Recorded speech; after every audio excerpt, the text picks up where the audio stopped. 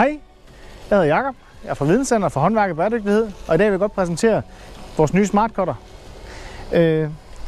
De fleste kender den traditionelle stenklipper, hvor man sætter murstenen ind, og så klipper man stenene ved simpelthen at presse ned i håndtaget her. Og for det der skal man ligesom udlede en masse energi ned i håndtaget her, som så laver en udveksling.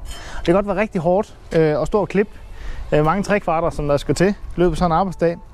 Og derfor så er der nogen, der har fundet ud af, at de kan lave en maskine, Smart Cutteren her, som kan klippe stenene helt uden, eller stort set uden nogle fysiske anstrengelser.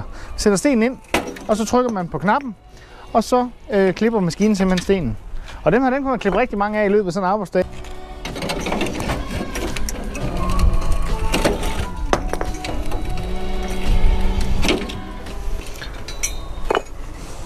For at få en effektiv klipning, så er det vigtigt, at man indstiller Smart Cutteren korrekt.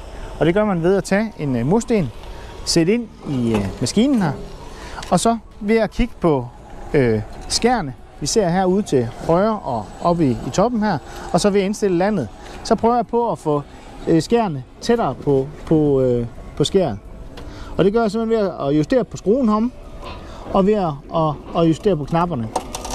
Og det jeg sigter efter, det er at få, så der lige præcis er plads nok til at stenen kan komme ind, men heller ikke mere end skærene de skal bevæge sig mere end højst nødvendigt. Det er cirka sådan der. Og det man så ser nu, det er, at det er udgangspunktet for klipningen. Så når jeg har klippet en sten, så går skæren automatisk tilbage til det udgangspunkt.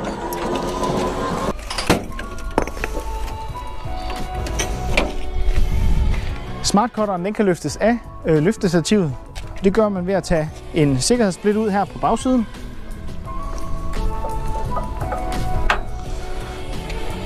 Og så er der sådan en gennemgående stang her, man trækker ud. Og så kan den faktisk løftes af sådan her. Sættes på igen. Sætter stangen ud. Og sikkerhedssplitten på bagsiden her.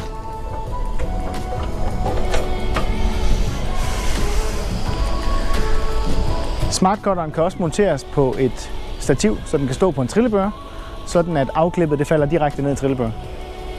Når man modtager Smart Cutteren, så skal man vide, at man tænder og starter den her. Smart Cutteren, den kan både køre på batteri, men også på strøm fra stikkontakten af. Og til at lade batteriet, der medfølger der en lader, som man bare sætter i en almindelig stikkontakt. Og ladekabel, det skal sættes i heroppe ved batteriet her. Ligesom vi også kender det fra Smart Moveren, så er der også nøgle på, så man kan låse og låse batteriet op, så man faktisk kan tage batteriet helt af og lægge det ind i et sikkert sted, hvis man har behov for det.